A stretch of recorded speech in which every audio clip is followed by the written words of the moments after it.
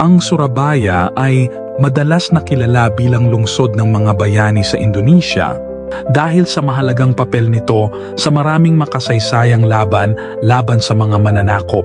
Ngunit ang kasaysayan ng Surabaya ay hindi lamang tungkol sa mga kabayanihan, mayroon din itong madilim na bahagi na puno ng mga pagpatay at mga kilalang kriminal.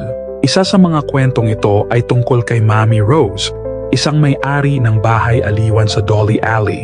Ipinapakita ng kasong ito kung gaano kalayo ang kayang gawin ng isang babae kapag siya ay naitulak sa sukdulan, dala ng kanyang matinding pangangailangan na protektahan ang mga mahal niya sa buhay. Nagdulot ng matinding pagkabigla sa buong bansa ang kasong ito na nagbunyag sa madilim na bahagi ng ilalim ng mundo ng Surabaya. Tara't tuklasin natin ang kwentong ito. Nagsimula ang nakakakilabot na kwentong ito sa Dolly Alley. Ang Dolly Alley ay kilalang-kilala bilang isa sa pinakabantog na red light district sa Indonesia. Bagamat kilala ito sa mga bahay aliwan na nakahanay sa mga lansangan, mas komplikado ang kasaysayan nito kaysa sa inaakala. Nagsimula ito bilang isang libingan ng mga Tsino bago naging isang mataong at delikadong lugar. Sa likod ng pag-angat ng Dolly Alley ay isang babaeng Olandes na si Dolly Vandermart. Ang kauna-unahang nagpatakbo ng bahay aliwan doon, kaya't pinangalanang Dolly Alley. Noong una, ang negosyo ni Dolly ay para sa mga sundalong Olandes na nakatalaga sa Surabaya, ngunit kalaunan ay naging interesado na rin ang mga lokal na kalalakihan kaya't lalong sumigla ang kanyang negosyo. Sinasabi ng ilan na kapag pumasok ka sa eskinita, Dolly lamang ang nasa isip mo at ang kanyang matagumpay na negosyo. Nagsulputan ang mga nagtitinda ng pagkain at mga tindero ng iba't ibang paninda, at sumunod ang iba pang mga bahay aliwan. Isa sa mga sumubok sa negosyo ay si Sumi Ari, na mas kilala sa Dolly Alley bilang si Mami Rose. Ipinanganak siya sa tahimik na bayan ng Jombang noong Setyembre 28, 1948. Kaunti lamang ang nalalaman tungkol sa kanyang kabataan o pinagmulan, ngunit isa ang tumatak, ang kanyang pagmamahal sa mga rosas, dahilan kung bakit siya tinawag na Mami Rose. Nagsimula ang paglalakbay ni Mami Rose nang lumuwas siya patungong Jakarta bilang isang dalagang naghahanap ng trabaho. Nagsimula siya bilang isang tindera sa isang tindahan, ngunit agad niyang napagtanto na hindi sapat ang kita. Nang may magmungkahi na subukan niyang magtrabaho sa isang bar, naglakas loob siyang sumubok at naging hostess sa mataong lugar ng Ancol. Ang karisma ni Mami Rose ang dahilan kung bakit siya naging paborito ng mayayaman at matataas na opisyal na madalas sa bar. Ngunit sa kabila ng kanyang tagumpay, hinangad pa rin niyang magkaroon ng higit pa, isang taong makakasama habang buhay. Natupad ang pangarap ni Mami Rose na magkaroon ng isang tahimik at matatag na buhay ng mapangasawa niya, si J. Ad Prao o Simpleng Prao, isang biyudo mula sa Malang Silangang Java na may mga anak na. Sa kabila ng nakaraan ni Prao, hindi ito naging hadlang kay Mami Rose. Agad silang lumipat pabalik sa Surabaya upang manirahan bilang isang pamilya.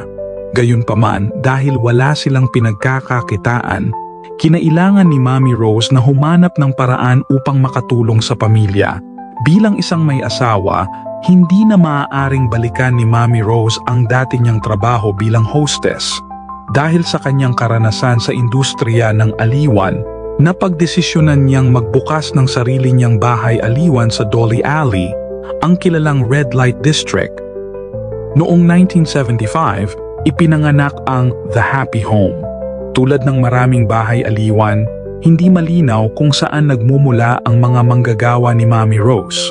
May mga nagsasabing kusa silang nagpupunta upang maghanap ng trabaho, ngunit may mga bulong-bulungan din na sila ay ibinenta sa negosyo. Anuman ang totoo, inalagaan ni Mami Rose ang mga babaeng ito, sinanay sila, at pinamunuan ang kanyang bahay aliwan bilang matriarka o Big Mama. Sumikat ang The Happy Home dahil na rin sa kagandahan ng mga nagtatrabaho roon. Dumagsa ang mga lalaki sa bahay aliwan, marami sa kanila ay naging suki. Upang mas mapaganda pa ang karanasan, nagdagdag si Mami Rose ng isang minibar at live dangdut music na lalo pang nakakaakit lalo na't malapit ito sa kampo militar. Ang bahay aliwan ay nakahatak ng mga matataas na opisyal at mga militar at nagsimulang dumaloy ang pera. Bago magtagal, naging isa sa mga pinakamatagumpay na bahay aliwan sa Dolly Alley ang Happy Home. Kabilang sa mga regular na bisita ay si Lieutenant Colonel Panto, ang pangunahing ulo ng Navy Cooperative sa Surabaya. Noong una, si Panto ay isang karaniwang customer na nasisiyahan sa mga serbisyo ng Happy Home, ngunit sa paglipas ng panahon, lumago ang kanyang interes hindi lamang sa kasiyahan. Nagsimula siyang makipag-usap ng mas madalas kay Mami Rose at ang kanilang relasyon ay lumalim. Hindi lamang bilang magkakasama kundi pati na rin bilang magka-partner sa negosyo. Tiningnan din ni Mami Rose si Panto bilang isang tagapagtanggol ng kanyang negosyo na tumatakbo sa mapanganib na mundo ng Red Light District. Nakikita ang kasikatan ng negosyo ni Mami Rose, nakakita si Panto ng pagkakataon. Inimbitahan niya si Mami Rose na makipagtulungan sa kanya at di nagtagal ay nagbukas sila ng bagong bahay aliwan sa Surabaya. Dahil sa pagpapahalaga ni Panto sa kasanayan ni Mami Rose, ipinagkatiwala niya dito ang pamamahala ng buong operasyon. Pumayag sila na magdeposito si Mami Rose ng 20 milyong rupya bawat buwan bilang bahagi niya sa kita. Kung siya ay makakalimot magbayad, ang kakulangan ay ituturing na utang at may kasamang interes na tataas sa paglipas ng panahon. Sa simula, maayos ang takbo ng negosyo. Ang bahay aliwan na pinagtatrabahuhan ng maraming babae mula sa Happy Home ay puno ng mga bisita at ang mga bayad kay Panto ay dumadaloy ng regular. Ngunit tulad ng ibang negosyo, may mga panahon ng pagsubok, may mga tahimik na panahon. Tulad ng nang magsagawa ng raid ang mga pulis sa South Surabaya dahil sa isang ulat ng isang batang pinakidnap at ipinagbili sa isa sa mga bahay aliwan sa Dolly Alley. Nabawasan din ang bilang ng mga kliyente tuwing Ramadan dahil tahimik ang distrito tuwing banal na buwan. Sa kabila ng mga hamon, hindi nag-aalala si Panto sa pagbaba ng negosyo at patuloy na hinihingi ang kanyang 20 milyong rupya bawat buwan. Nakalaunan ay tinaasan pa ito ng 30 milyong rupya. Nang hindi kayang bayaran ni Mami Rose at ng kanyang pamilya ang mga utang sa tamang oras, nagbago ng husto ang ugali ni Panto. Hindi siya nagpakita ng anumang awa at gumamit ng karahasan tuwing hindi natutugunan ni Mami Rose ang mga pinansyal na obligasyon. Inalala ni Mami Rose ang mga nakakatakot na insidente kung saan siya niluraan, binuhusan ng inumin, at sinipa siya gamit ang mga boots ni Panto hanggang sa magdugo. Hindi rin nakaligtas ang kanyang asawa na si Pret. Binugbog siya gamit ang katawan ng isang baril. Ang kanilang anak na si Suwang ay naharap din sa malupit na mga parusa. Natagpuan niyang nakakulong sa Marine Headquarters Prison. Lahat dahil sa mga naantalang bayad. Ang mga marahas na insidenteng ito ay nagpagalit kay Mami Rose at nagpalala ng kanyang galit at pagkamuhi kay Panto. Ang pinakamalupit na punto ng lahat ay nang magbigay si Panto ng nakakagimbal na hiling, gusto niyang kunin si Rose Mayti, ang 15 taong gulang na anak ni Mami Rose na si Wati, na inaalagaan ng kanyang lola sa Jombang.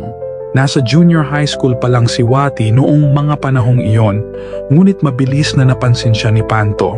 Kahit na may asawa at 3 anak na si Panto, nag-alok siya ng isang hindi kapanipaniwalang kondisyon kay Mami Rose. Patawarin daw niya ang mga utang kung siya ay maaaring gamitin si Wate. Galit at labis na protective sa kanyang anak, agarang tinanggihan ni Mami Rose ang immoral na alok na ito. Upang protektahan si Wati mula sa lumalalang obsesyon ni Panto, ipinakilala ni Mami Rose si Wati kay Sergeant Adi Sauto, isang bagong graduate na pulis na nakatalaga sa Kamban Police sa Jombang. Ang dalawa ay mabilis na nagpakasal noong huling bahagi ng 1986 na lalong nagpagalit kay Panto.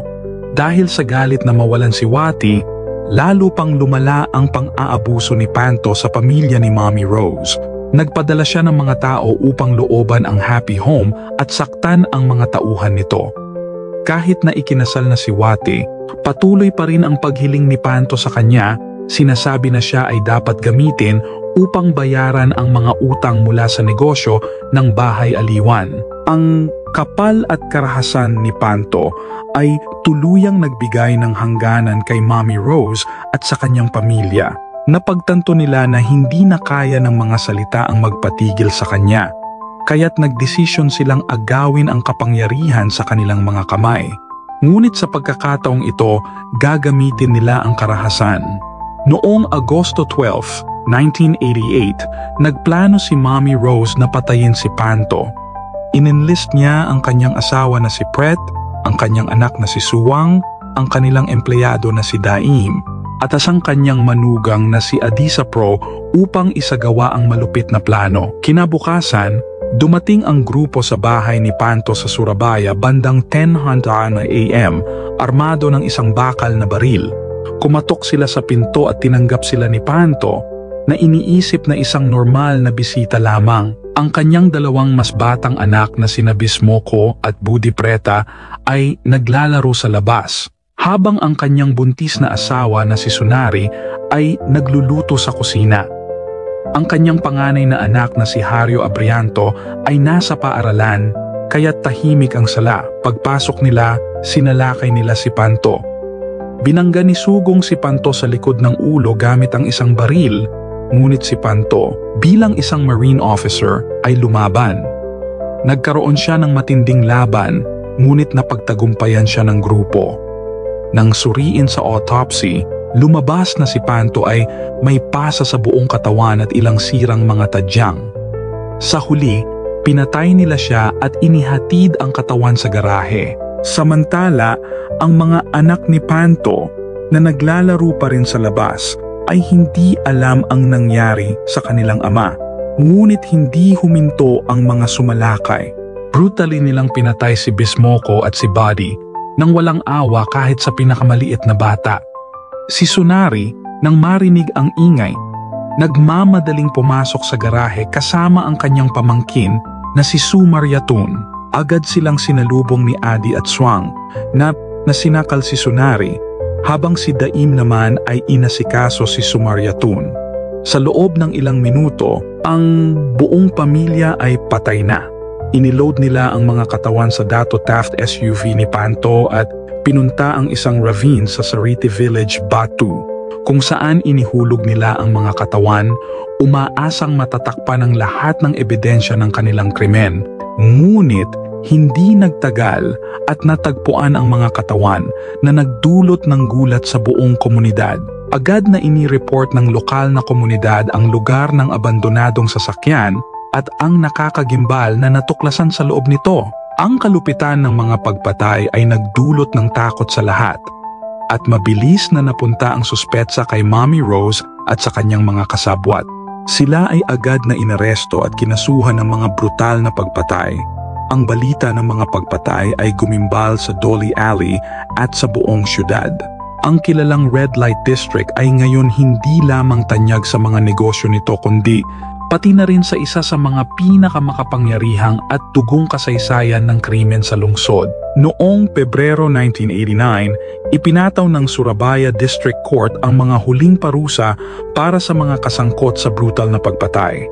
Si Mommy Rose, na kilala rin bilang si Sumari, ay hinatulan ng kamatayan noong Pebrero 1989 dahil sa pagiging utak ng mga pagpatay. Ang kanyang asawa na si Pret ay hinatulan din ng kamatayan dahil sa kanyang pagkakasangkot. Ang kanilang anak na si Swang at ang kanilang manugang na si Adisa Putro, isang pulis, ay nahatulan din at binigyan ng parusang kamatayan. Si Daim, isang empleyado ni Mommy Rose, at si Nanok, anak ni Pri mula sa isang naunang kasal, ay binigyan ng habambuhay na pagkakabilanggo dahil sa kanilang partisipasyon. Sa mga sumunod na taon, ilang apela ang isinampa, ngunit lahat ng mga ito ay tinanggihan at ang mga hatol ay pinanatili. Si Adisa Putro ang unang pinatay sa firing squad noong Disyembre 1992. Tungkol naman kay Brett, ang asawa ni Mommy Rose, siya ay pumanaw dahil sa atake sa puso noong 2001 habang nagsisilbi pa ng parusa sa porong preson. Ito ay nag-iwan kay Swang at Mommy Rose na naghihintay ng kanilang kapalaran sa death row. Habang naghihintay, ginugol ni Mommy Rose ang natitirang mga araw sa paggawa ng mga manika sa loob ng bilangguan. Noong Hulyo 16, 2008, ilang araw bago ang kanilang pagbitay, nagkaroon ng huling emosyonal na pag-uusap si Mommy Rose at ang kanyang anak na si Suwang sa Madang Preson sa Zido Arjo. Nilamon ng kalungkutan, humingi ng paumanhin si Mommy Rose kay Sugong dahil sa pagdadala sa kanya sa krimen na nagtakda ng kanilang kapalaran. Habang papalapit ang araw ng kanilang pagbitay, binisita si Sugong ng kanyang spiritual guide habang si Mommy Rose naman ay tumanggap ng suporta mula sa isang pastor. Dumating ang malupit na araw noong Hulyo 19, 2008. Si Mommy Rose na 16 taong gulang at ang kanyang anak na si Sugong ay dinala sa lugar ng pagbitay. Ang kanilang mga ulo ay tinakpan ng itim na tela, magkatabing nakaupo at hinarap nila ang 12 miyembro ng firing squad na nakaposisyon 5 hanggang 10 metro ang layo. Nakatarget ang mga baril sa mga itim na marka na nakalagay sa kanilang mga puso. Sa utos, pinaputok ng squad ang mga baril at ang mga bala ang nagwakas sa buhay nilang dalawa. Pagkatapos, isang doktor ang nagpatunay sa kanilang mga kamatayan na nagtakda ng pagtatapos sa malupit na paglalakbay ni Mommy Rose. Nang mawala si Mommy Rose, ang Dolly Alley, na dati kilala sa pagiging notorious, ay naging tahimik. Pagkatapos ng pagkakakulong at pagbitay ni Mommy Rose, wala nang masyadong impormasyon tungkol sa kalagayan ng kanyang anak na si Wati. Si Wati, na siyang naging focus ng labis na obsesyon ni Ponto at ipinakasal upang maprotektahan, ay nanatiling malayo sa mata ng publiko sa mga huling araw ni Mommy Rose. Ngunit nakipag-ugnayan si Wati sa kanyang ina. Ayon sa ugnayan nito kay Aita CIA, ang may akda ng librong sumulat ng marami tungkol sa buhay at pagbitay ni Mommy Rose. Inilarawan ni Aita ang pagiging malapit kay Mommy Rose at sa kanyang mga anak, kabilang si Wati. Sa katunayan, ang kita mula sa libro ni Aita tungkol kay Mommy Rose ay iniulat na ibinigay kay Wati bilang isang tanda ng suporta. Ang malinaw, gayunpaman, ay ang mga pangyayari sa paligid ng kanyang pamilya, particular ang pagbitay sa kanyang ina at kapatid, ay nag-iwan ng isang malalim na anino sa buhay ni Wati. Ang tanging natirang miyembro ng pamilya ni Ponto, si Hario Abrianto, ay pinalayas mula sa kanyang akademya. Ang bigat ng trahedya ay nagdulot sa kanya ng problema sa mental na kalusugan, isang nakakalungkot na bunga ng pagkakatuklas sa nangyari sa kanyang mga mahal sa buhay, panalangin para sa kanya. Tunay na walang sino man sa kanila ang nagnanais ng ganitong trahedya, ngunit sila ay naiwan upang pulutin ang mga piraso ng kanilang wasak na buhay. Ngayon, hindi na masyadong naaalala kung ano ang nangyari sa Dolly Alley, ngunit sana ang muling pagbalik sa kwento ng kalungkutang ito ay magpapaalala sa atin ng madilim na bahagi ng pagnanasa at kasakiman. Ipaalam sa akin ang iyong mga saloobin tungkol sa kasong ito sa mga komento. At tulad ng dati, maraming salamat sa panunood.